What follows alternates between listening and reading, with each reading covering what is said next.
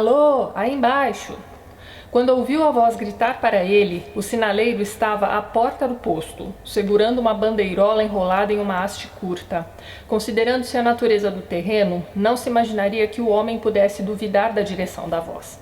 Entretanto, em vez de erguer os olhos para o alto do corte íngreme quase sobre sua cabeça, onde eu me encontrava, deu meia volta e observou os trilhos. Havia algo fora do comum no modo como o fez, embora eu não conseguisse defini-lo, nem se minha vida dependesse disso.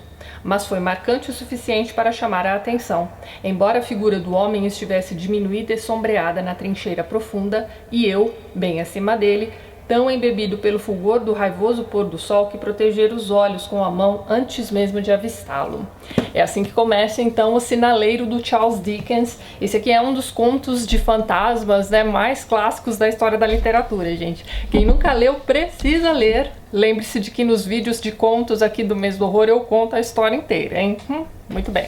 Então aqui nessa tradução que eu li para vocês, eles vão chamar de corte o lugar onde o narrador estava, né? Mas na verdade o que a gente pode pensar é numa ribanceira, e aí o homem chegando até ali o cantinho daquela ribanceira olhou para baixo e viu ali embaixo então essa cabana do sinaleiro. Quem é o sinaleiro? É o funcionário que trabalha então nesse posto de auxílio ao trem, né? Não necessariamente uma estação. Mas ele é responsável então por avisar o motorista do trem que estiver passando se está tudo bem na pista, se teve algum acidente lá na frente, enfim. E é um trabalho feito por sinais, né? Então ele tem ali as bandeirolas coloridas, né? Fica ali a postos esperando os trens passarem. Outra coisa que ele faz também é enviar mensagens para os outros postos. Então se acontecer alguma coisa ali naquele pedaço do qual ele toma conta, ele precisa enviar mensagens para os outros postos ali num maquinário que ele tem dentro de sua cabana, certo? E ele vive ali. Esse então é o sinaleiro do título do conto. O nosso narrador é um homem que está sempre passeando ali no fim da tarde. Dessa vez ele resolve ir então até o cantinho daquela ribanceira e ele vê o posto do sinaleiro pela primeira vez. E ele vê o sinaleiro então ali no meio do trilho do trem, tenta dar um alô ali, quer descer para conversar com aquele homem.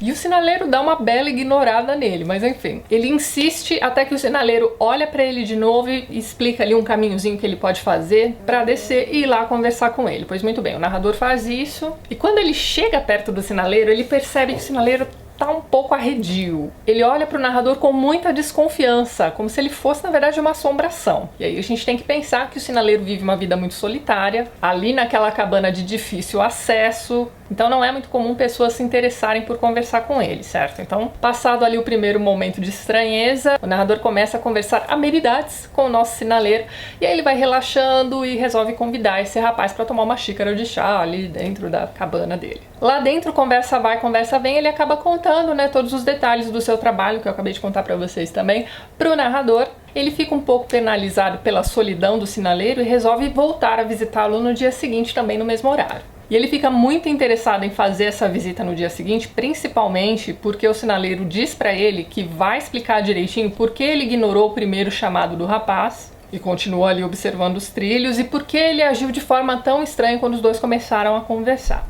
Pois muito bem, no dia seguinte o narrador volta a visitar o sinaleiro para continuar a conversa, certo? E aí o sinaleiro vai contar para ele que algumas coisas muito estranhas andaram acontecendo por ali naquele posto. Então o posto dele fica, na verdade, bem próximo ao fim de um túnel, e ali naquela bordinha do túnel existe uma lamparina que, quando acesa, fica vermelha. Ou seja, também é uma forma de avisar ao motorista do trem que estiver chegando que existe algum perigo na pista. Ele também controla aquela luz vermelha. E um belo dia ele ouve uma pessoa chamando por ele. Exatamente desse jeito também. Alô, aí embaixo. E aí quando ele olha para o túnel, ele vê uma pessoa então com a mão no rosto pedindo pelo amor de Deus para ele sair da pista. E aí ele pensa, mas que estranho, eu não tô na pista. E quando ele olha de novo pro rapaz ali à beira do túnel, o rapaz já sumiu. Então o narrador entende que quando ele chamou o sinaleiro no dia anterior, né, daquele jeito também, alô, aí embaixo, o narrador pensou que fosse novamente aquele mesmo rapaz. Ele vai até perguntar, mas eu sou parecido com ele? E aí o sinaleiro vai dizer, olha, não sei, porque todas as vezes em que eu vejo aquele rapaz, ele está com a mão no rosto. Mas a parte mais estranha da aparição desse cara no túnel é que dali a algumas horas acontece um acidente com o próximo trem bem dentro ali daquele túnel. Então a maioria das pessoas de dentro de um dos vagões desse trem morre, as outras ficam gravemente feridas e isso acontece logo depois da aparição do cara. Mas até aí tudo bem, o sinaleiro começa a achar que é simplesmente uma coincidência, uma coisa estranha que aconteceu ali com ele, um fato isolado, ok. Passado alguns dias desse acidente, aquele homem volta a aparecer para o sinaleiro ali na beira do túnel. Mesma coisa, alô, aí embaixo. Quando ele olha, o homem está novamente com a mão no rosto, pedindo pelo amor de Deus para ele sair da pista. Mais uma vez, ele não estava na pista. Como da última vez em que aquele cara tinha aparecido aconteceu um acidente tenebroso, ele já fica aflito, achando que vai acontecer alguma outra coisa terrível também. E não dá outra. No próximo trem que passa, ele faz ali os sinais para o trem parar e tudo mais, e aí dentro de um desses vagões existe uma moça que morreu subitamente. Então, mais uma vez, aquele cara apareceu na beira do túnel, um outro acidente aconteceu dentro de um dos trens, e aí pronto, ele entende que a aparição daquele cara é um aviso de alguma coisa terrível que vai acontecer.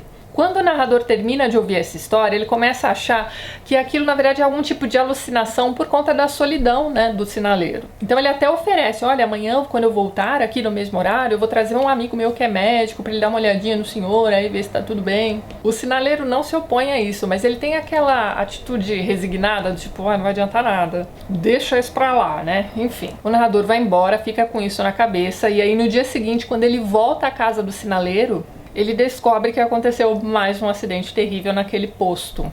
Então, conforme ele vai se aproximando ali do posto, ele vê que existe um corpo estendido no chão com uma lona por cima. E aí ele pergunta aos policiais que estão ali na cena, né, o que aconteceu, enfim, e eles vão dizer pro nosso narrador que tinha ali uma pessoa na linha do trem quando o trem passou e o trem passou por cima dessa pessoa. Uma das pessoas que estavam ali na cena do acidente também vai dizer que estava lá no topo da ribanceira e que tentou avisar a criatura que estava ali na linha do trem de que o trem estava passando. E disse o quê? Alô, aí embaixo, pelo amor de Deus, sai da linha do trem! E aí, conforme o trem vinha se aproximando, ele percebeu que não ia dar tempo daquela pessoa se salvar. Então ele tampou os olhos para não ver a cena. E aí, quando os policiais levantam a lona do corpo, quem é que está lá embaixo? Ele mesmo, o sinaleiro. Esse é um conto que vira e mexe eu releio, e eu me lembro de que a primeira vez que eu li, eu pensei que o narrador fosse um fantasma, bem daquele tipo de fantasmas que não sabem ainda que morreram, sabe? Que a gente vê em algumas histórias, pois então. Aí conforme a leitura do conto vai correndo, a gente começa a achar que não, pera lá. Na verdade o sinaleiro estava prevendo a morte do narrador, e aí quando vem ali o final do conto, e aí vem a explicação do porquê o sinaleiro nunca via o rosto, né, do homem, né? Porque ele estava sempre tampando os olhos para não ver a cena. Enfim, a gente, conto espetacular. Eu tenho esse conto traduzido aqui nessa coletânea de contos fantásticos, né, os melhores contos fantásticos, organizado por Flávio Moreira da Costa. Essa é uma coletânea espetacular de contos fantásticos, gente, deixo a dica pra vocês na descrição do vídeo também. E eu tenho também esse conto em outros 2 livrinhos do Charles Dickens. Esse aqui, que me foi enviado de presente pela Thaís. Thaís, muito obrigada! Esse aqui é o Ghost Stories do Charles Dickens. Ele tem diversas histórias de fantasmas sensacionais, gente. Uma delas, que é muito famosa, é aquela do conto de Natal, do Scrooge, né? Vocês lembram? Tem vídeo aqui no canal pra esse conto, eu vou deixar o link lá embaixo. É uma história de fantasmas que se passa no Natal, com um clima, assim, meio de história infantil, mas é espetacular. E ele tem um outro conto de fantasmas também, que também se passa no Natal e que eu comento no mesmo vídeo. O link tá lá embaixo. E eu também tenho esse conto nessa outra ediçãozinha de Ghost Stories aqui do Charles Dickens. Inclusive os mesmos contos que você encontra nessa edição, você encontra nessa aqui também. Essa aqui que eu estou mostrando pra vocês vem, na verdade, dentro desse boxzinho que é espetacular, gente. Essa é uma caixinha cheia de histórias de fantasmas. Eu adoro o título da caixinha. Olha só, A Box Full of Ghosts. Sensacional. Então nessa caixinha a gente tem, além dessa coletânea de contos de fantasmas do Charles Dickens, a gente tem também as melhores histórias de fantasmas. Dá só uma olhada na ilustração da capa, gente, eu acho sensacional. Então esse aqui é o Best Ghost Stories. Tem as melhores histórias de fantasmas também do M.R. James. M.R. James também é um autor britânico que tem umas histórias de fantasmas sensacionais. Eu acho que eu ainda não fiz nenhum vídeo para nenhum conto dele, mas ano que vem a gente resolve isso. E por fim, isso aqui que é sensacional, gente, ó, Irish Ghost Stories, né? Então são as histórias de fantasma irlandesas. Então pra quem gosta de histórias de fantasmas, essa caixinha aqui é sensacional, gente. Eu sempre vi essa caixinha na Livraria Cultura do Conjunto Nacional em São Paulo. Não sei se é fácil de encontrar ainda hoje em dia, mas os livrinhos são vendidos separadamente também em outras capas, outras edições. Sem contar que Charles Dickens também está no domínio público, então vocês vão encontrar esse conto aí em diversos sites com certeza. Então por hoje é só, vejo vocês nos próximos vídeos do canal, um beijo grande e até mais.